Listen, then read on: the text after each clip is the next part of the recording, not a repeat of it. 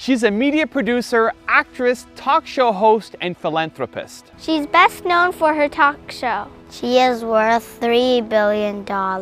She's Oprah, and here are her top 10 rules for success. The way through the challenge is to get still and ask yourself, what is the next right move? Not think about, oh, I got all of this stuff. What is the next right move? And then from that space, make the next right move and the next right move.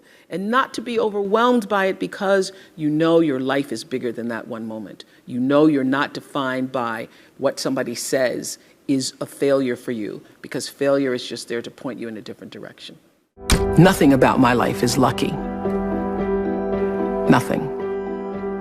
A lot of grace, a lot of blessings, a lot of divine order, but I don't believe in luck. For me, luck is preparation, meeting the moment of opportunity. There is no luck without you being prepared to handle that moment of opportunity. And so what I would say for myself is that because of my hand and a force greater than my own, I have been prepared in ways that I didn't even know I was being prepared for. And the truth is, for me and for every person, every single thing that has ever happened in your life is preparing you for the moment that is to come. You don't have to hold yourself hostage to who you used to be or anything you ever used to do. Because who has lived and hasn't made mistakes? When I think about my 20s and what a foolish girl I was and how I would give over my power to men who really didn't mean me well, but now I hold no grudges against them either, because I realized I'm the one who gave over the power because I didn't know any better. And now that I know better, I know I don't have to do that again. It's one of the most powerful lessons any of us can ever know. I say to my girls all of the time that your real work is to figure out where your power base is and to work on the alignment of your personality, your gifts that you have to give, with the real reason why you're here. That's the number one thing you have to do, is to work on yourself and to fill yourself up and keep your cup full. Keep yourself full. Now, I used to be afraid of that. I used to be afraid, particularly from people who say, oh, she's so full of herself. She's so full of herself. And now I embrace it. I consider it a compliment that I am full of myself.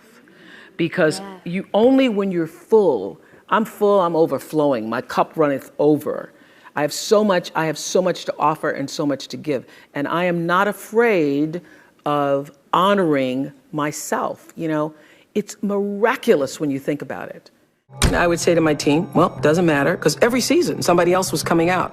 One talk show, two talk shows, three talk shows. There have been over 100 talk shows since we started. But every time I would feel like, all right, got to step up our game, got to step up our game. The way you step up your game is not to worry about the other guy in any situation, because you can't control the other guy. You cannot control the other guy. You only have control over yourself. So it's like running a race. The energy that it takes to look back and see where the other guys are takes energy away from you. And if they're too close, it scares you. So that's what I would say to my team all the time. Don't waste your time in the race looking back to see where the other guy is or what the other guy is doing. It's not about the other guy. It's about what can you do. You just need to run that race as hard as you can. You need to give it everything you've got all the time for yourself. My grandmother was a maid. That's all she ever knew. The only real expectation she held for me was that I would one day become a maid and, in her words, have some good white folks, meaning people who would not speak negatively about me, who would allow me to take food home, who would be good to me, would treat me with some level of dignity and respect. That was my grandmother's dream for me. But I had another dream for myself. another, more than a dream. I had a belief for myself. And I remember watching her hang out clothes on a line one day and say to me, "You have to watch me, Oprah Gail, because one day you'll have to do this for yourself." And knowing inside myself that that was not going to be my life. Don't know how I knew it, other than that thing that we all have, intuition or an instinct that said, no, this will not be my life. But because I sensed that and was connected to that, and I remember it was a very still moment. It was quiet, and I was still, and I was watching her. I could see her right now with the clothespins in her mouth and putting them on the line and seeing the breath, because it was cold, the moisture coming from her lips. And I knew that that would not be my life. I knew that I will not be hanging clothes on a line in a backyard in Mississippi. So I was either 4 or 5 years old. And that belief that that would not be my life is what I held on to for the longest of times. I just, no matter what, believed that there was something bigger, greater, more for me. I always understood that there really was no difference between me and the audience. At times, I might have had better shoes, but at the core of what really matters, that we are the same. And you know how I know that? Because all of us are seeking the same thing.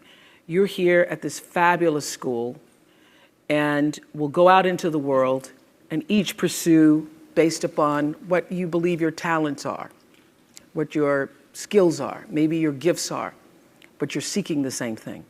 Everybody wants to fulfill the highest, truest expression of yourself as a human being. That's what you're looking for. The highest, truest expression of yourself as a human being. And because I understand that if you're working in a bakery and that's where you want to be, and that may be what you've always wanted to do, is to bake pies for people or bake cakes for people or to offer your gift, then that's for you. And there's no difference between you and me, except that's your platform. That's your show every day. So my understanding of that has allowed me to reach everyone. To reach everyone. And there's no way that you wouldn't, because that's what I truly feel. A lot of people don't know their purpose. And if you don't know your purpose, your immediate goal is to figure that out, because otherwise you're just wandering around here. So the moment you can figure out what it is you're supposed to be doing, the sooner you are able to get about the business of doing that. My life is fueled by my being, and the being fuels the doing. So I come from a centered place. I come from a focused place. I come from compassion. It's just my nature. I come from a willingness to understand and to be understood. Right. And I come from wanting to connect. I mean, the secret of that show for 25 years is that people could see themselves in me. All over the world, they could see themselves in me. And even as I became more and more financially successful, which was a big surprise to me, I was like, oh my God, this is so exciting. You mean you got more than that 30,000? I got more than 30,000 by the time I was 30.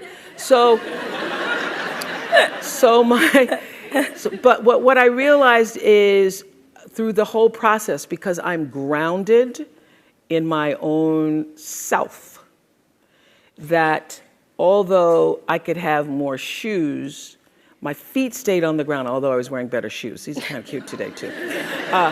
So I could keep my feet on the ground, even though I could get more shoes.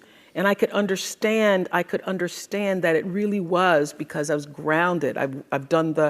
Was doing and continue to this day to do the consciousness work. I work at staying awake. Dear, beautiful, brown-skinned girl. And I use the word beautiful because I know that's never a word you would call yourself. I look into your eyes and I see the light and hope of myself.